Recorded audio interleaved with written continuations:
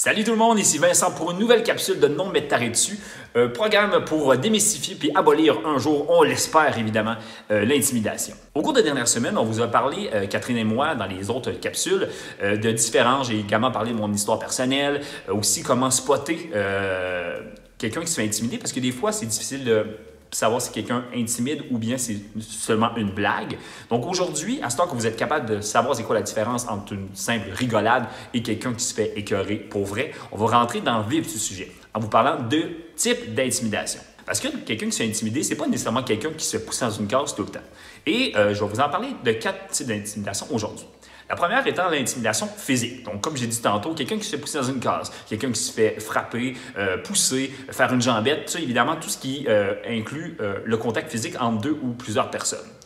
La deuxième, c'est l'intimidation de type verbal. Donc, comme son nom le dit, c'est quand il y a des mots qui ont été échangés. Donc, quelqu'un qui insulte ou qui crie des noms, là, finalement. La troisième forme d'intimidation, on appelle ça de l'intimidation sous forme matérielle. Donc, quand vous brisez quelque chose, quelqu'un qui vole un téléphone, briser une tablette, briser du linge, faire tomber un cartable ou donner un coup de pied dans une boîte à lunch, peu importe. Donc, à seconde qu'on touche à un matériel ou à un objet, on parle d'intimidation matérielle. Donc, quand tu touches à quelque chose qui ne t'appartient pas au final. Et la quatrième forme d'intimidation que je vous parle de ce matin, c'est l'intimidation sociale. Donc, ça, contrairement à la verbale, c'est un petit peu plus insidieux puis un peu moins facile des fois à percevoir parce que ça va être fait dans le dos de la personne et que ça va impliquer d'autres personnes.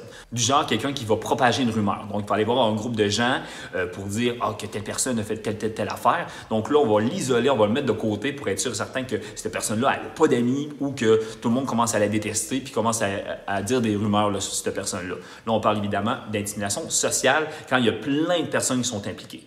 Donc ça, c'est les 4 formes d'intimidation de base. Donc celles qui sont là depuis que le mot intimidation existe. Donc faire vraiment très attention parce que c'est pas juste quelqu'un qui va revenir avec des bleus ou des trucs comme ça. Parce que moi, personnellement, comme je vous ai dit dans mon autre capsule, moi, c'était des noms. J'ai juste été victime d'intimidation verbale.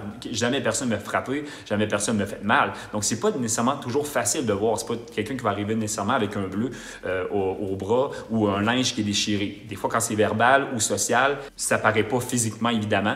Et là, à ce moment-là, c'est plus difficile à détecter. Donc, il faut vraiment prendre le temps de remarquer le comportement de quelqu'un qui se fait intimider parce que ça peut tranquillement prendre de l'importance au final et de plus en plus destructeur. Prenez vraiment bien soin de regarder ces 4 types d'intimidation-là puis être capable de plus possible de pouvoir les repérer là, pour pouvoir aider la personne qui se fait intimider à ce moment-là. La semaine prochaine, dans la prochaine capsule, on vous parle de la 5e forme d'intimidation, elle qui est la plus présente aujourd'hui, surtout en période de COVID. Donc, manquez vraiment pas ça, c'est extrêmement important. Donc, d'ici là, je vous souhaite une bonne fin de journée et on se dit à la prochaine à une autre capsule. Ciao!